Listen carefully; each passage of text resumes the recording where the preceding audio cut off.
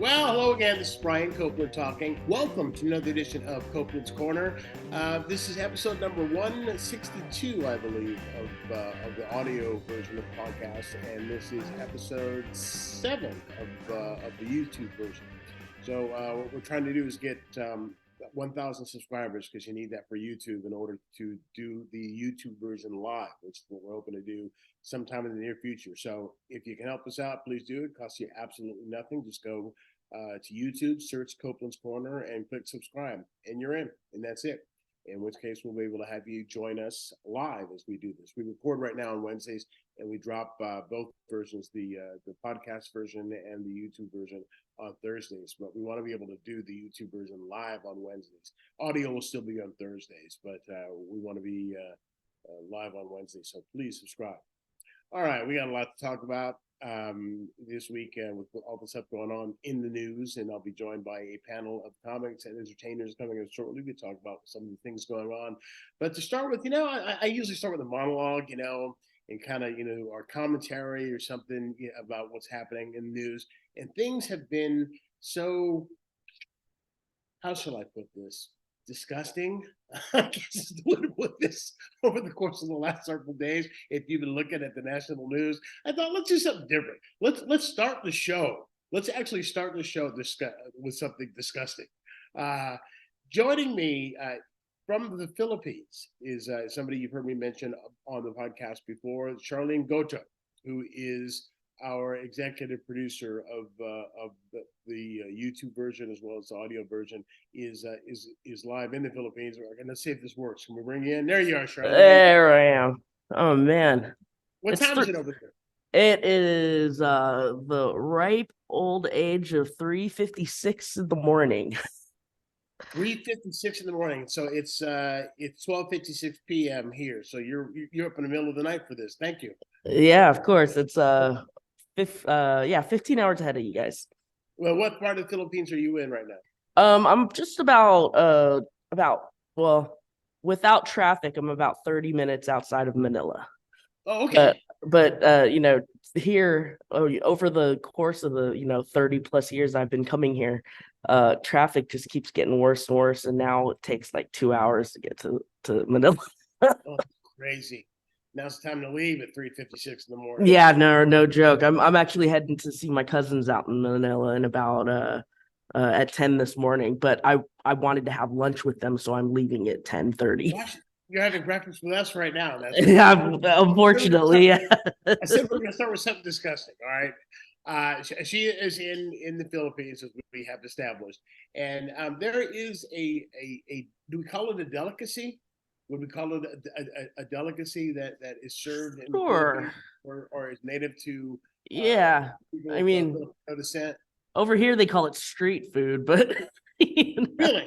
Yeah, it's a drinking thing. It's when people are out drinking and stuff, and that's kind of like their snack food to go with their to go with their drinking. Now I have seen these many times at the farmers market when you go to the egg vendor, and they're called balut. And let's explain what balut is. Sure, it's a duck egg basically, and it's an embryo.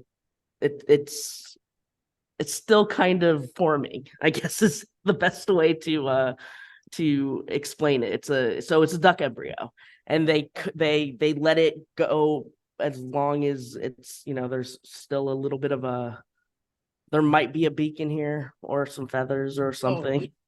Because I've seen them, and the ones that I've seen, it's like it's like you've got the beak and the head and the little feathers starting to come in, and you eat that directly out of the egg.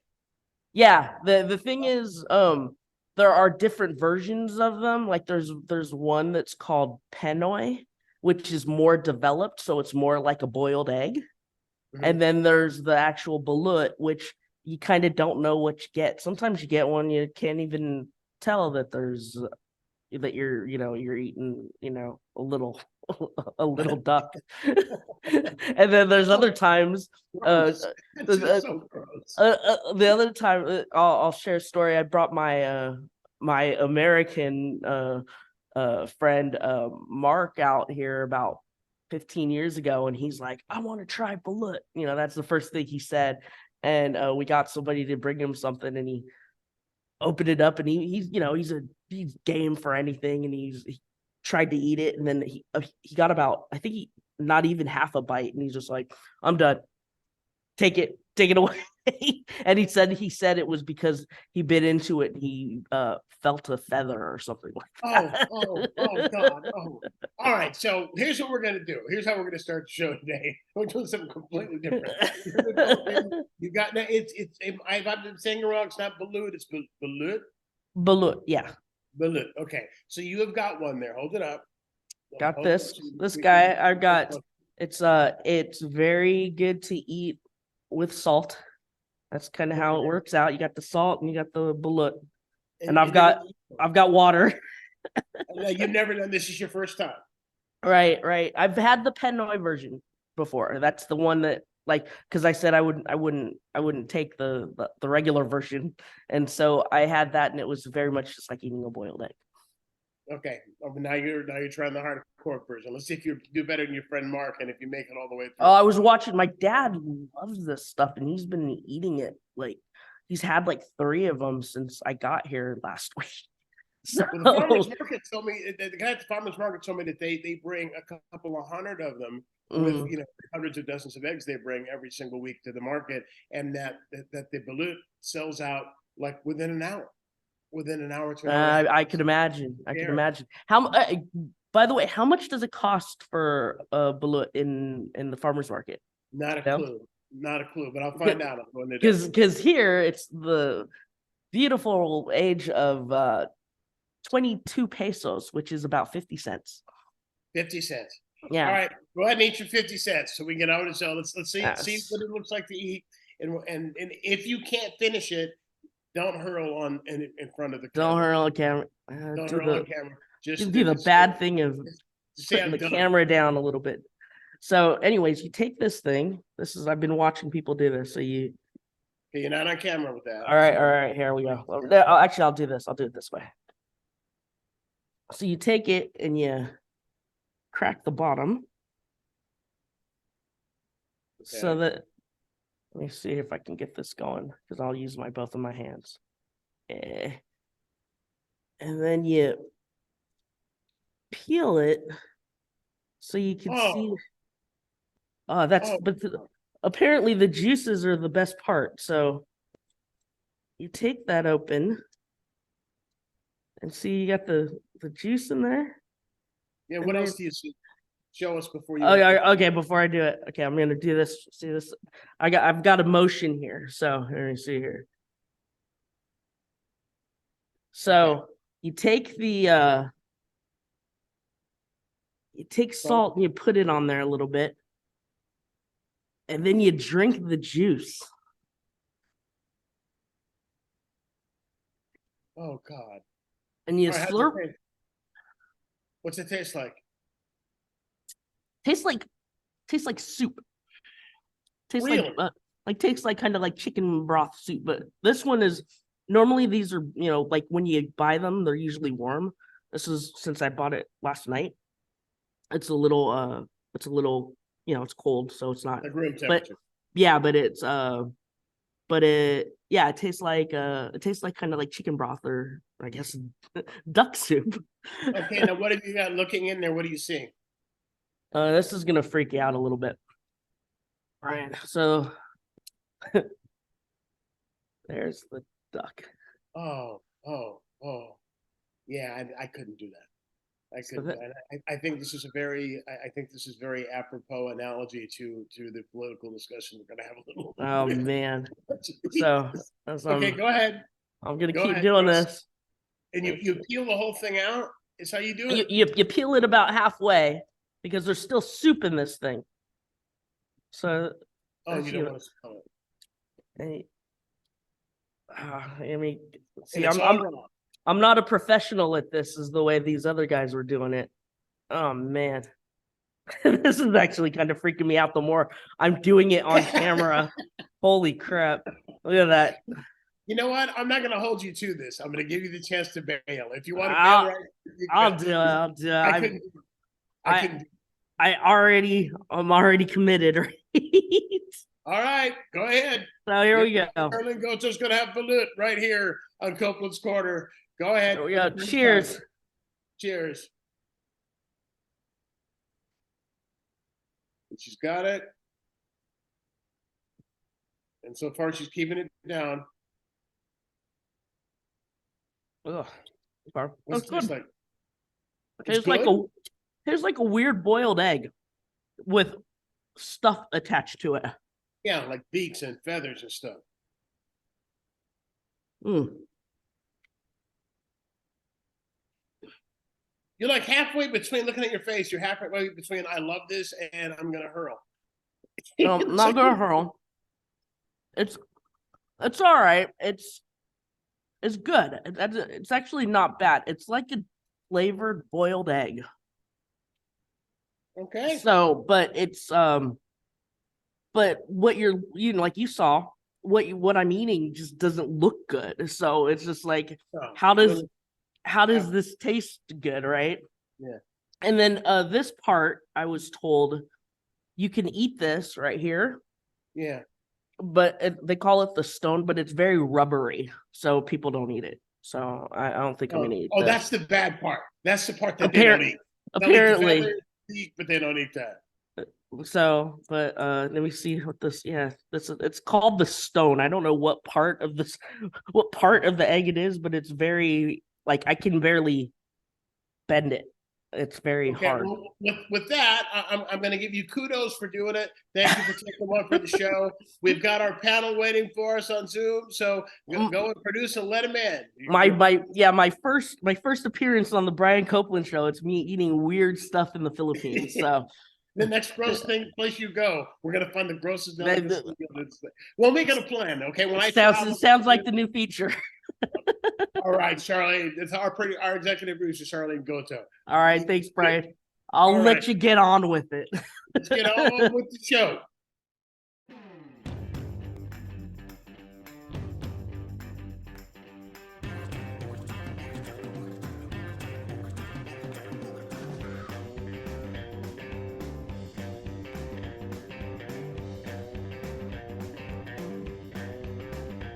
This is the part of the podcast that we call Headliners on the Headlines. We've got kind of a different panel. Normally I have 3 comics who join me. Today I've got 2 comics and I've got a pundit. So 2 of our regulars are back. Lauren Mayer, who's on this show probably more than anybody else. Good to see you, Lauren. I have no life, no. Justin Lockwood is back, just with us a couple of weeks ago. Justin, good to see you. You look so well. You look like you're ready to sell shoes or something. You look so clean cut. Yeah, man. And joining us now are not the first non-comic, I think, to ever sit in on this panel in 162 episodes, and that is Leslie Marshall, who is a Democratic strategist and a Fox News contributor. Welcome. I've not seen you. It has been, we were both working at KGO radio back, what was it, the 90s, the last time I saw you in person? Yeah, late 90s. Yeah, at KGO. You were just getting ready to get married the last time. I'm sorry? You were just getting ready to get married. Yes. That's why I moved to San Francisco, because my husband was doing his residency there.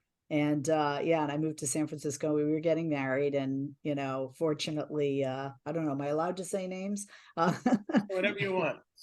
You say whatever you want. Jack Swanson said to me, "I'll hire you if you're willing to work whenever, wherever." In other words, if I would be his bee, when he handed me a beeper. That's how, that's the late 90s. Right? Well, kind of like a doctor, kind of like your husband. Yeah. Kind of like you're doing your residency as well.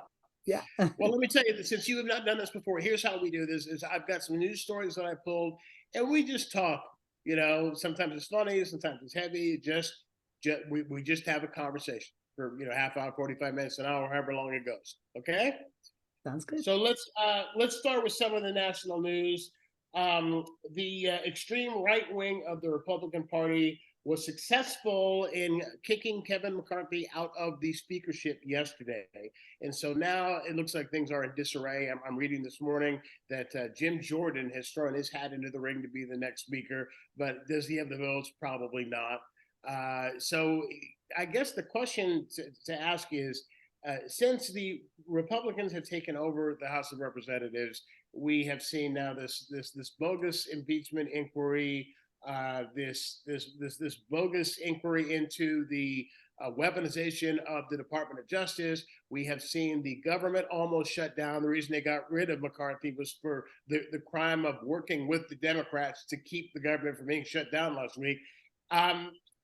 Can the Republicans govern, I guess is the question I'm going to ask. Looking at what's going on in the House, can they govern? And I'm going to start with you, Leslie, since you are a Democratic strategist. No, they can't. I mean, it's clear that they can't. And this is one of the reasons Democrats joined in the circus that the Republicans have created for themselves. Also, for the rest of us in the Democratic Party, or anybody who doesn't like what Republicans are doing right now, to eat a lot of popcorn and enjoy the show, because that's what it is. It's a show. It's I don't know. Am I allowed to say a crap show? You know, I was going to say the other thing. You can say a shit show if you want. Yeah, a shit show. Is that, you know? Oh, that's really? Are we allowed to swear? We can. We need to watch the F-bombs, but yes. I mean, look, it's, and you know, Kevin McCarthy has a problem, a big problem. And one of the problems is, if he looks in the mirror, he has one leg in with the Republicans and one leg in with Donald Trump and the MAGAs. And, you know, when you straddle a fence and fall on it, it hurts bad. And he's getting hurt right now.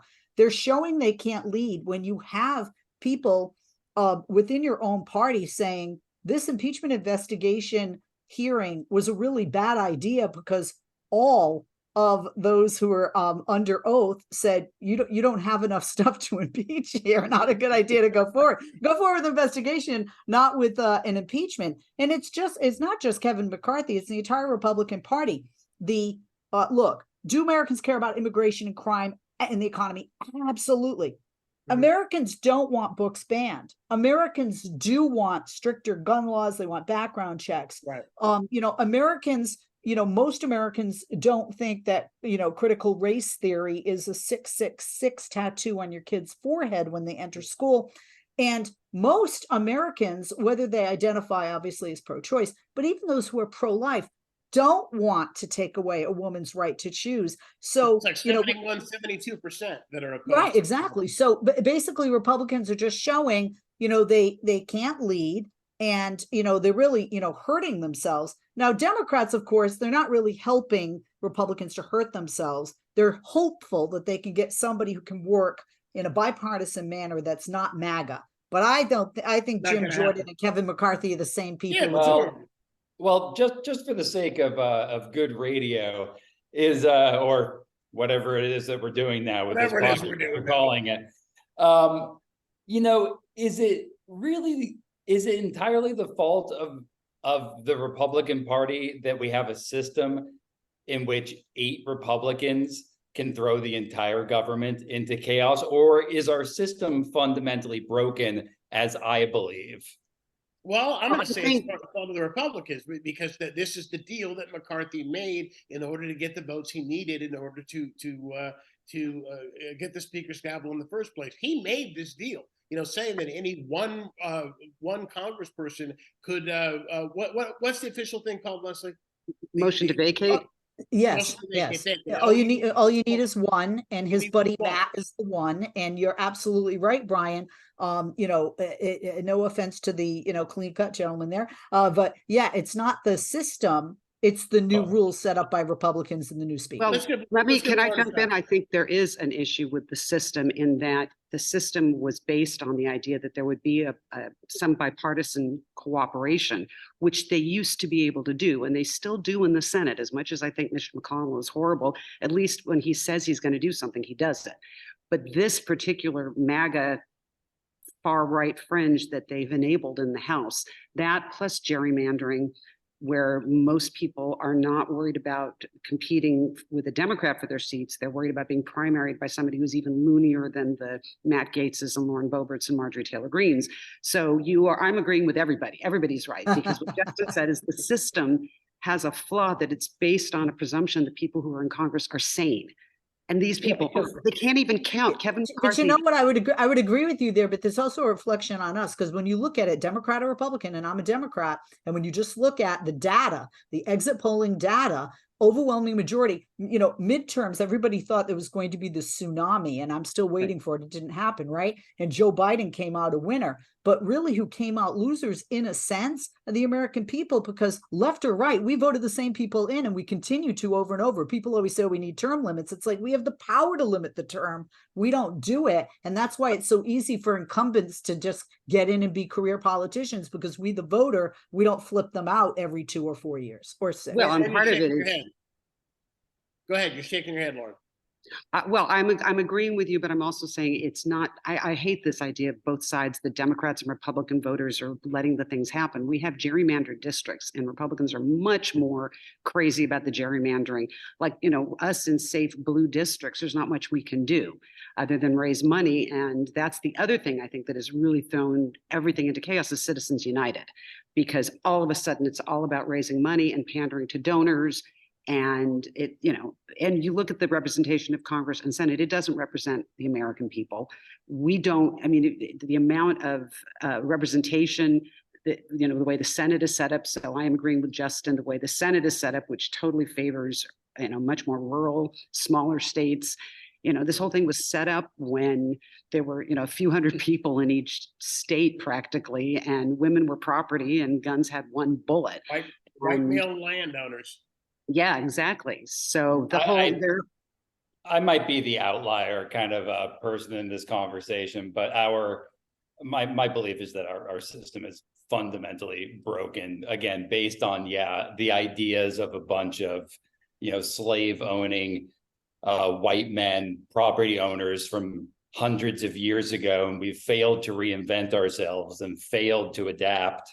And Democrats have no good ideas that they can communicate. And in the absence of any kind of alternative, things like the far right Republican Party always crop up. You look throughout history in every other country, and America is not special. America is not unique. America is like every other country and every other culture on planet Earth for the last several thousand years. And in the absence of good ideas, maniacs will take over every time. I disagree. I think Democrats to blame, if not more so, for the rise of the far right Republican Party than the far right. That's human nature. The fact that we allowed them enough oxygen to get this far, that's on us. But I disagree. That's on the people that voted.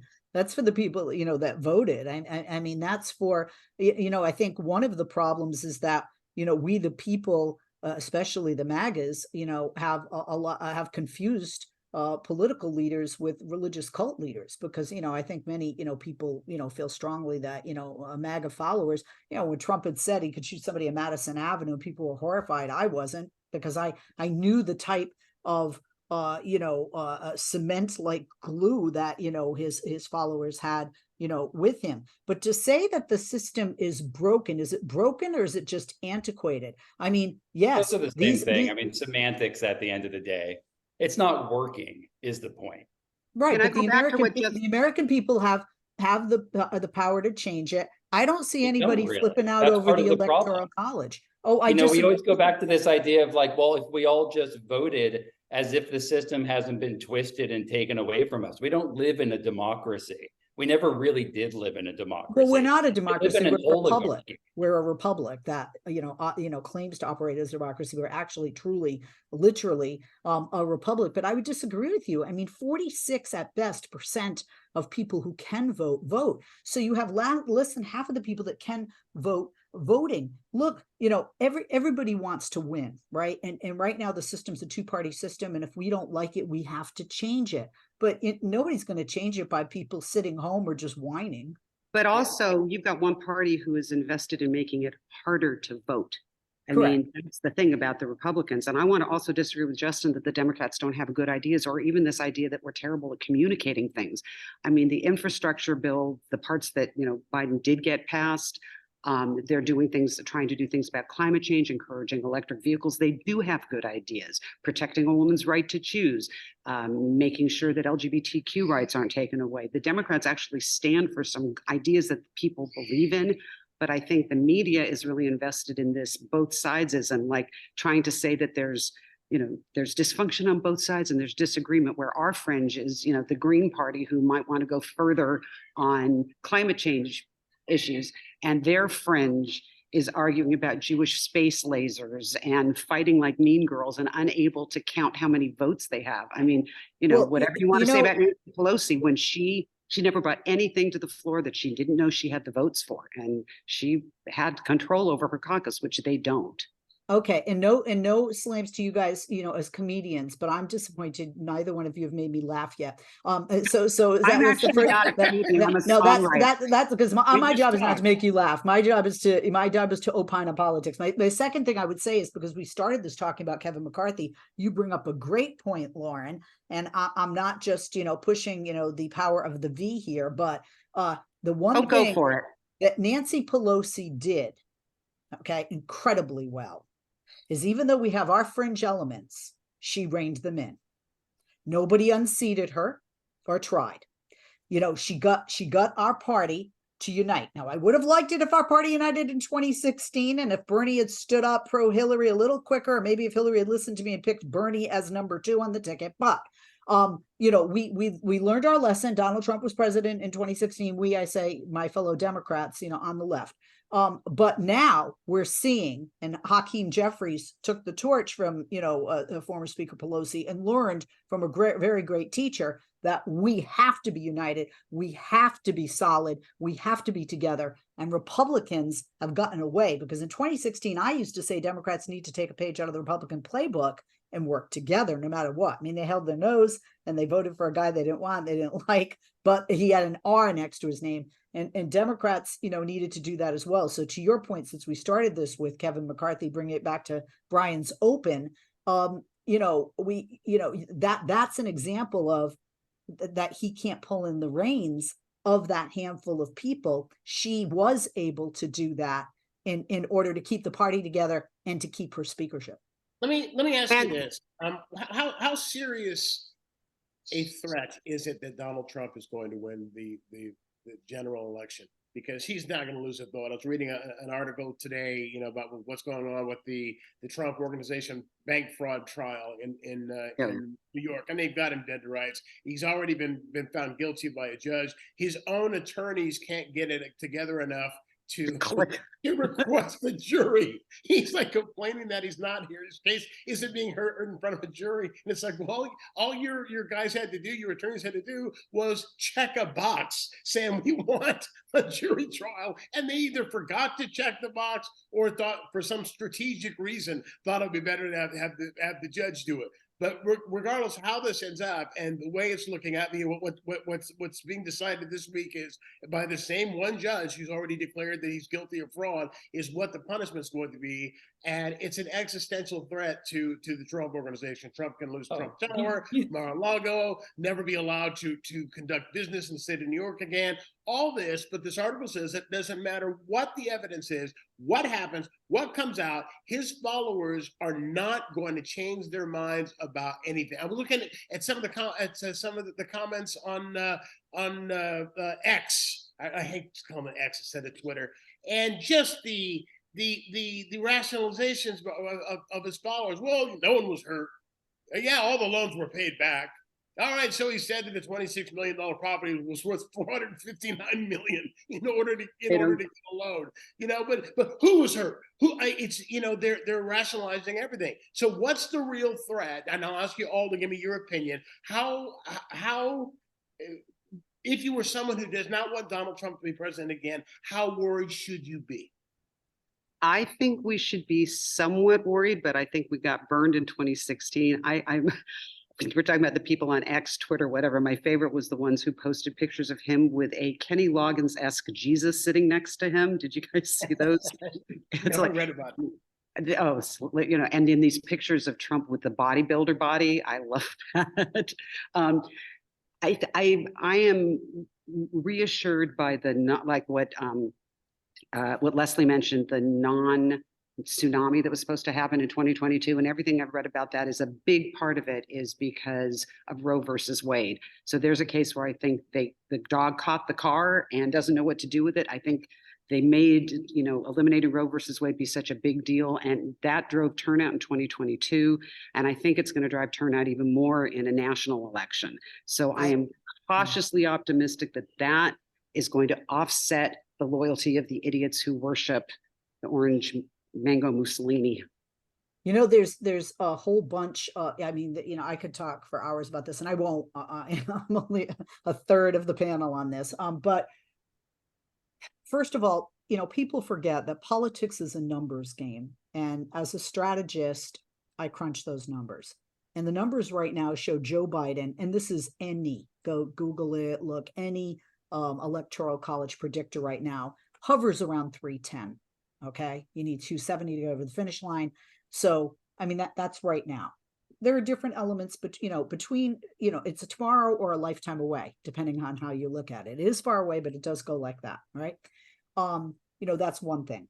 Two, there are a number of people, if you look at the various polls, and if you look at the numbers, right? Trump lost voters from 2016 to 2020. He's going to lose more voters as well. And there are a number of reasons for that. One, believe it or not, a lot of people like to move forward and not backward. And, except for The Godfather, right? The sequel is not usually as good, right? And a lot of people don't want that. Also, a lot of people that voted for him, even I have friends that voted for him because of economics. They thought as a businessman, he would do well. And they, some voted for him the first time around and not the second. Those people aren't going to vote for him a third. The people that voted for him a first and the second, yes, there'll be a certain number that will, and a certain number that will do what they did in 2016, but not enough to get him over the finish line. Because of that, people wanting to move forward. Also, a lot of people, left or right, want the decorum that was missing, want the respect for the office that was missing, the respect that we have from the international community we had prior, and I believe we have since. They want that back.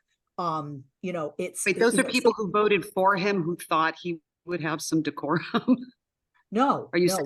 saying What I'm saying is the people that liked the bravado, I think that, I think at least half of them, if you look at the numbers, are sick of it.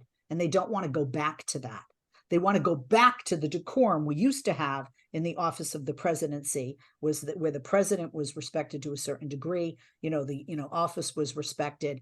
And I think Trump knows that, because if you hear him, he has made some changes. He's not as hard line on some issues. And speaking to your point about abortion, Lauren, I agree with you 100%. I said, and many people did, just looking again at the numbers as predictors. And I'm not talking, all the polling was crazy in 2016 and not very believable, obviously. But when you had in the last midterm election, when people said abortion won't matter, I said, you underestimate women. You just underestimate women and how much that issue matters, even to people who are pro-life, who are polled and say, I'm pro-life, I wouldn't have an abortion, but I don't want to stop you from having an abortion. That's between you and your family, your God, your doctor, whatever. And Nikki Haley said something great in the first debate. And I think if Republicans listened to it and followed it, but they won't, it would be very good. And she said, we need to know how to be pro-life, but also pro-woman. And they haven't got that. And because of that, that is going to hurt them. Not just that alone, but I think all of those things together. Look, is this going to be the smoothest road? No. Our nation is extremely divided. This election, as we've seen from cycles of presidential elections, is going to come down to 5 states and a slither of swing states and swing voters, independents within those states. And they're not going to vote for RFK Jr. And then he's not going to take a big enough slice of the pie. So it is going to be very close, but I think Biden will win. Let's give Justin a shot here. How I'm trying to think about what Leslie said and find the toned down Trump somewhere in my mind, but I'm not sure where he is, because the guy who calls for the execution of generals and shoplifters, is that the toned down guy we're talking about, Leslie? I'm also just still caught up, frankly, in the idea of Trump going on tour with Kenny Loggins, which I would just love to see. I want to see Trump singing "Celebrate Me Home," standing up on the podium saying, I'm all right. I want I'm all right. That's laughable. House of Blue Corner, that would be a good could he one. win? Of course he could win, because I don't think polling is reliable anymore in any kind of real way. And again, because we have But it's such not, an Justin, it's not antiquated system, polling. Leslie, I'm It's going not- to just finish here for a second. Because we have such an antiquated system, all that needs to happen is one or two states need to go this way or that way, and all of a sudden we're back in the same place. So the idea that he can't win, nobody should be counting on that. Well, you can't say can't, nothing's 100%, but since 2016 and since 2020, something has changed, and not all 50 states are going to be reporting their results the same way as they did before. And some of the states are going to be giving the winner as in the popular vote. And that's going to play differently. And that's how those numbers are affecting the Electoral College, which puts Joe Biden at 310. Those aren't polls, they're predictors, which are different. Electoral College predictors are not polls. It's based on actual numbers crunching. So if you look at different states that have changed their state legislation and the way that they are going to tally votes and the way they're going to report the winner of their state, that is going to actually give, at this point in time, Joe Biden an advantage. I'm not going to Vegas and saying, I'm just saying based on the numbers today, the way it is today, Joe Biden would easily go over the finish line because he would have 310 and Donald Trump wouldn't even have 270. I mean, the thing that's interesting, and I was talking with a couple friends about this yesterday, is he's never going to stop running. He's going to run every single year for the next every 4 years, for the next 30 years. And he's never going to die. He's going to be like your grandpa who smokes 2 packs of cigarettes a day and wakes up with a shot of Jim Beam, and he's going to live to 105. And I'm going to die at 50 somehow as a vegan, organic guy who works out every day. But I'm going to die, and this guy's going to live forever. But you'll look prettier in your coffin. Thank you.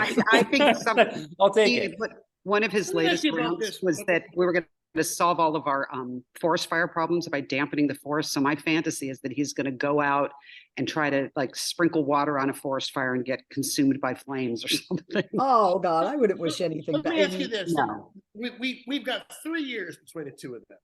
We got 3 years. Biden is 80, Trump is 77, and Fox News, the outlet which you are a contributor, has gone overboard in trying to play down Joe Biden as portray him as someone who is old, who is ineffective, who is feeble, who is declining. And we're only talking about 3 years difference in age between the two of them. Is this having an effect? Is this Biden is too old? Is it having an effect? I hear the conversation. We've been having the conversation for a month.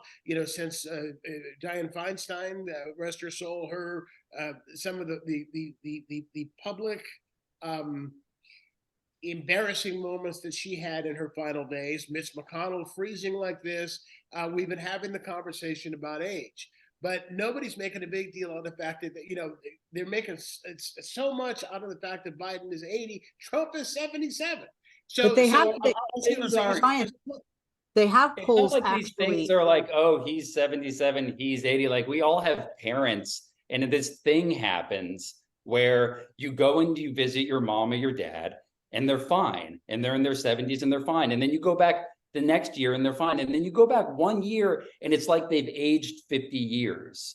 There is no kind of like steady kind of like decline. It's almost always this cliff that falls off. And he doesn't seem very cognizant. He doesn't seem very put together. He's Biden or Trump? Like my great-great-grandpa. Which one are you saying doesn't seem put together? Biden does not seem put together. And Trump I think it's interesting. I'm not going to do that game where it's like, but Trump does. Neither of them are put together. Biden does not look cognizant, does not look energetic, does not. I disagree. I mean, watching him ride a bike as opposed to Trump, who can't, hold water with one hand. I don't really care if my president can like ride a bike. Like, this is why Democrats can't win. This is what we go back to. Like, but he can ride a bike. Like, if Democrats can't win, then then I must have woke up in an alternate universe, because we have a Democrat president, we have a Democratic majority in the Senate, and we nearly have a majority, and did have in the House. When you talk about cognizance, one of the things that I hate, because I am married to a physician, but I am not one, And, I find it interesting how all of us on every network, everybody, hasn't, went to medical school, but didn't, you know what I mean? Everybody has an opinion. Look, I worked in my husband's office, and I can tell you that I've seen a 91-year-old in a wheelchair who doesn't know what day it is. And I've seen a 91-year-old who plays tennis every day, is dating, and travels the world. Genetics play a part of that. Environment plays a part of that. Choices do. Justin, you should on paper live longer because you have a healthier lifestyle. You and my husband, you'll be the last people on the planet. But I have to say, it's easy for us to judge when we only see a speech or a soundbite. And I say that because I'm human, and, our president, seem older. But I have stood in the room, watched Joe Biden speak for 90 minutes straight without notes or a teleprompter, and then take 45 minutes of questions. Wow. And I did not see a misstep at all. What I saw was a man who, when he stuttered, he stopped, he took a breath, and then he would, continue on. To me, it wasn't a memory thing. It was something he's conditioned himself to do to prevent the stuttering. One. Two, to your point, Brian, there are polls that show that both are too old, according to Democrats and Republicans. It's just a larger amount of people that think Biden is. But at the end of the day, we're going to see what we saw, in a sense, in 2020. Democrats will vote for the Democratic candidate. Republicans will vote for the Republican candidate. And it comes down, to that sliver. So Joe Biden and Donald Trump aren't going to go, oh, the polls say I'm too old, I'm not going to run. That's not going to happen. Nobody runs for president for one term. That's why Donald Trump's back. He wants his second term. And Joe Biden is no exception. We age differently. Look, when people say, well, he gets this, or he didn't know where he was. Well, neither do I, and I'm younger than they are. Yeah, I hear, that some of the stuff are going up for him. I was thinking, like, yesterday, and I'm much younger than Joe Biden is, and I was looking for keys that were in my hand. I mean, we've all done that. Sunglasses that are on top of your head. I mean, we've all done things that, under the wrong circumstances, could be characterized as signs of aging, as signs of being too old. I'm going to completely shift gears here because Justin, you brought up Trump saying that shoplifters should be shot, and he said words. Any of you remember what the exact quote was? Because I heard the quote and I forgot exactly what it was he said. But the gist. I don't remember exactly, but he was in California, and it was something about, like, as shoplifters come out of the store, they should be shot. It's something along those lines. Okay, it's major. We've got a major problem, and especially in the state of California right now with shoplifting. Yes. And it's getting violent. Target reported that it has recorded a 120% increase in theft incidents involving violence or threats of violence in the first 5 months of this year. In Mesa, Arizona, you had a clerk at a CVS get shot to death in a shoplifting incident. Up here in Northern California, in Pleasanton, you had a loss prevention employee at a Home Depot get killed for trying to stop a woman from shoplifting. At a Home Depot getting killed. You have a number of retail chains that have closed stores that are suffering major losses because of shoplifting. So you've got so far it looks like there are two ways they're going about it. One is they're hiring a lot of off-duty police officers. The second is they're closing down places where there's just we've lost 4 Walgreens in San Francisco because of shoplifting. So when I look at these people that have been killed, and the fact that violence is going up, I'm curious, would any of you, as an employee of a retail chain, risk your life in order to save their merchandise? Do you think it's the job of the employee to do something if they are standing in the aisle and they see these people come in, and there are people who will come in with baskets. I mean, full grocery baskets that they fill up with stuff that they steal, and then rather than go to the check stand, walk right out with it. And I know a couple of places where the policy of the store is, don't bother, just let them go. It's not worth it. But then I know Leslie, this is the part where it gets funny, just in case you were waiting. I'm not shopping. Oh, good, Hey, got it. I want to go on record as if you see me in Home Depot, you take that tape measure. That's all yours, okay? I'm not stopping you. You go pick up a couple 2x4s on your way out. I'm not getting in your way. I mean, if anybody wants my purse, my wallet, my car, I'm not fighting them for it. I mean, and I feel badly that these employees, if they are told they're supposed to prevent things, I mean, they're not getting paid enough to lose their lives for a tube of lipstick or whatever people are stealing at Walgreens or Home Depot. Yeah. You know, I was at Best Buy. My daughter needed AirPods. I don't know why they're called AirPods. To me, they should be called earpods. They go in your ear. But anyway, Okay, my go daughter would on. my daughter would say I'm being a boomer, you know. So we're at Best Buy. We're getting her these things. There was a long line. So the manager said, you know, I'll ring you up over here, because he had helped us find the right ones. And while he was ringing us up, no joke, an employee came over to him and said, there's a guy over in such and such, and he just, you know, put something in his pocket. He went like that. So I said to him, and I said, why don't you stop him? And he says a couple of reasons. And he said, one, do you know how wealthy this company is? And he said, two, I had something happen. He said there was a guy that went over and picked up the display MacBook and, you know, cut the thing and put it in a bag. And he came over and he said, are you going to pay for that? And he said he moved his coat and there was a gun. And he said, all I ask is that you leave the store right now and you don't use that. He immediately called the security guard at the front and he said, there's a man coming up with a green jacket. He's got a red bag. Don't stop him. He's armed. Now, the security guard is also armed at this particular Best Buy. He told me, I wouldn't have known that. And he said, if the security guard shoots him and misses and hits one of his employees or one of the customers, and then the other guy shoots back, he said, it's not worth it for $1,000 computer that we're never going to sell because it's been a floor model. It's just not worth it. And he said, look, I love this company. I've worked here for a long time. And he said, but I love my employees and the customers more. Yeah. All right. So what is the solution, or is there a solution?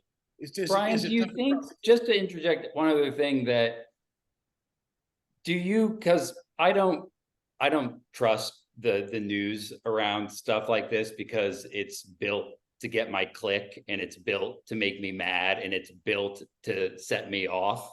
So when I see stories like this that kind of ramp up and ramp up and ramp up and ramp up, what I'm seeing is, oh, this story got a lot of attention, we're going to do more stories like it.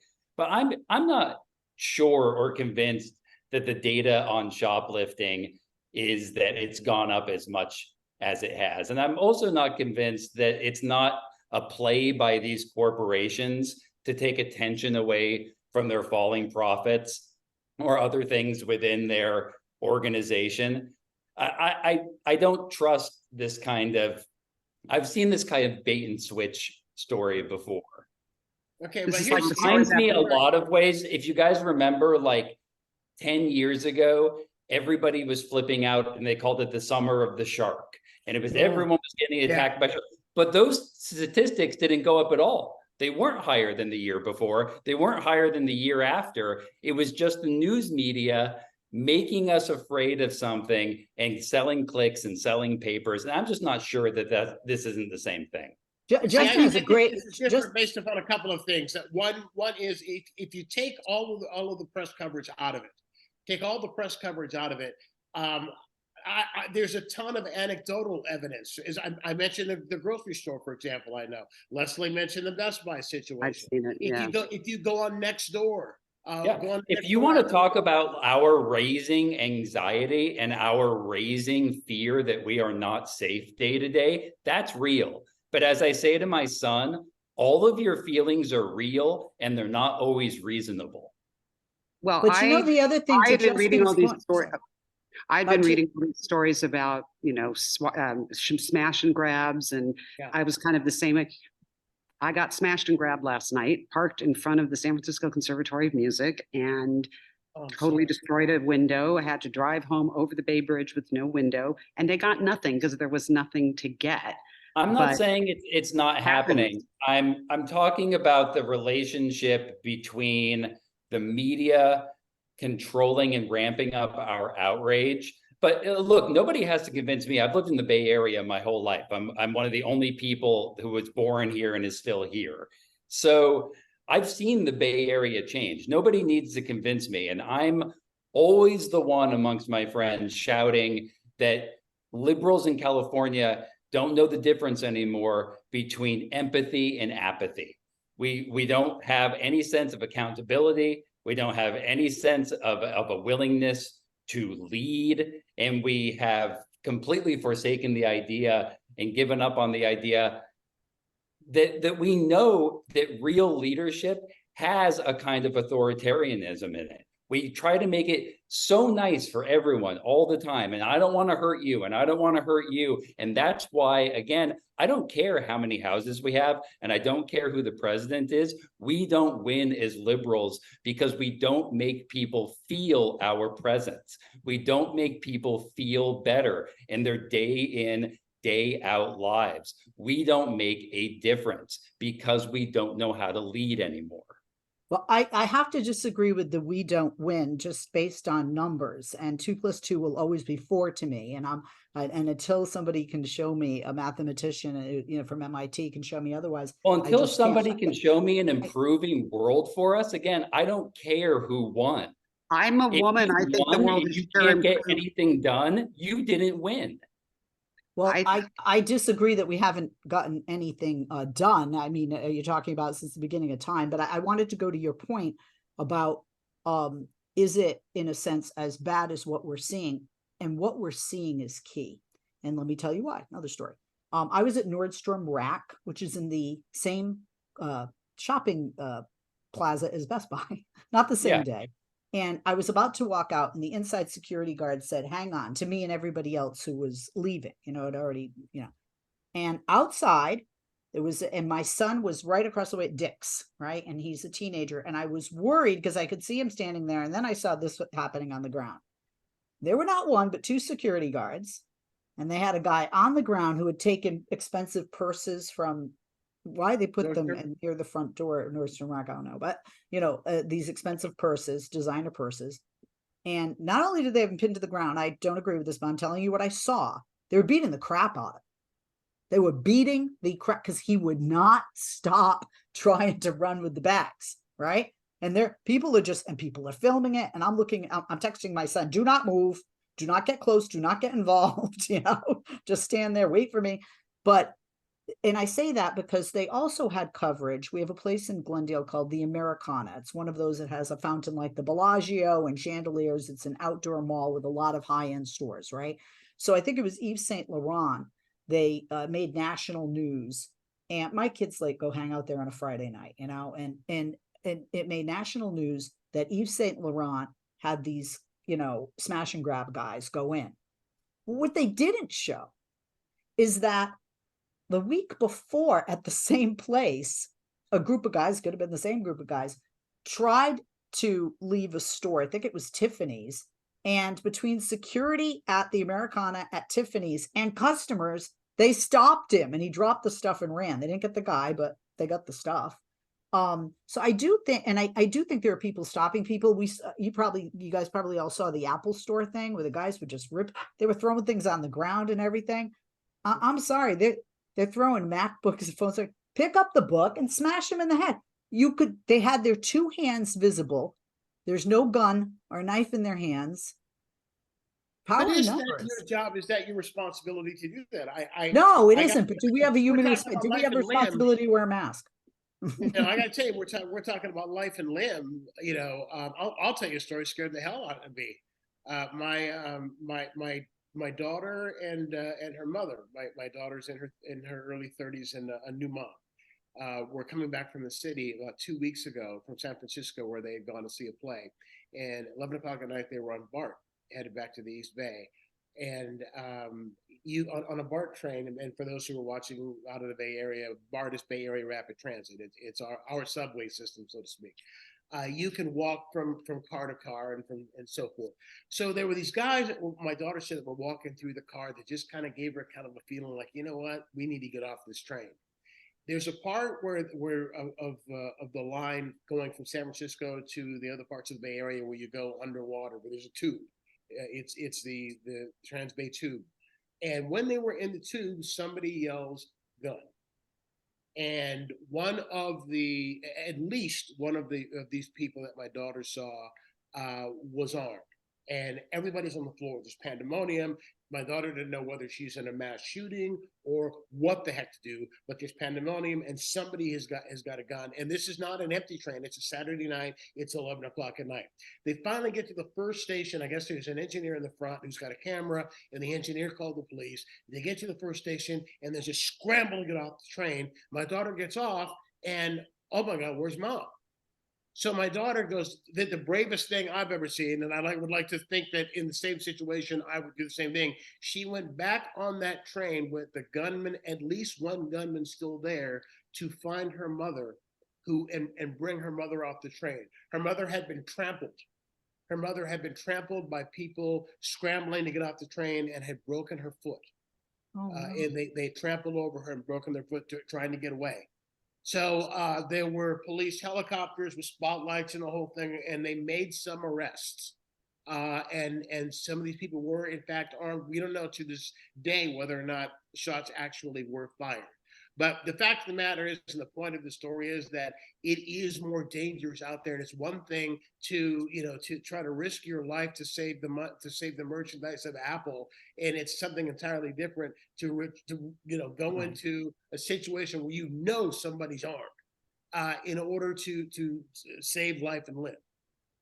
But why don't we do what they do on the airplanes? You have the air marshals. I sat next to one once. He opened his wallet and I saw his ID and I just looked at him, but why don't we have BART marshals, subway marshals, bus marshals? That's a great idea. Seriously, put some armed, either retired police officers or armed security guards. I mean, there's my understanding is that BART has people, maybe not enough people, but their staff going up and down. And look, it's so I do a lot of martial arts. That's my other thing outside of comedy. So I have people swinging at me hard every week. And I will tell you, the big thing I've learned from martial arts over the years is it is unbelievably easy to hurt someone and get hurt. People really underestimate what it is like to get hit in the head, and how easy it is to then hit something else on the way down.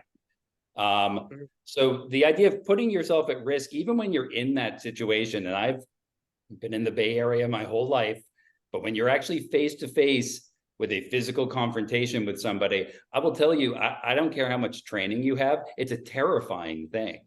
It's a terrifying thing not only to get hurt, but I'll also tell you, as somebody that's hurt some people, it's a terrible thing to carry around with you as well. You don't actually want to hurt someone.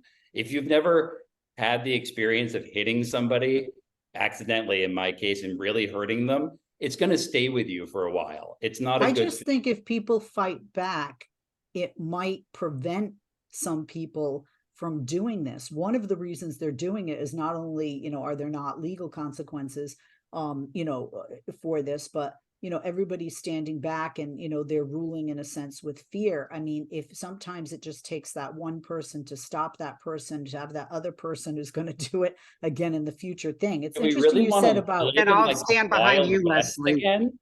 Do we really want to live in the Wild West and just why don't we just get somebody sports and get some rope?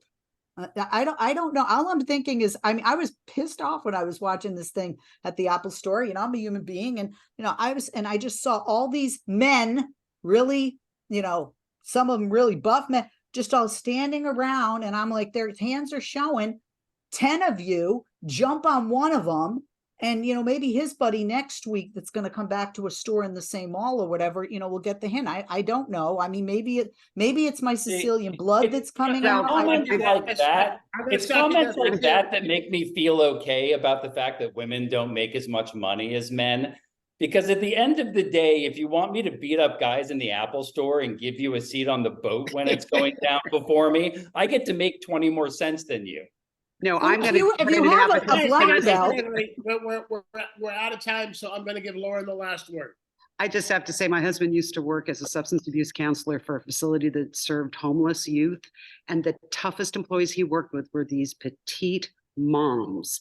And there was one time where somebody had a machete, one of the gangs that hung out across the street. And my husband's a 5'11", in shape guy, but he's not going to mess with somebody with a machete. This 5'1" mom walked over there, in no uncertain terms, told this guy to give her the machete and walked away with 2 of them.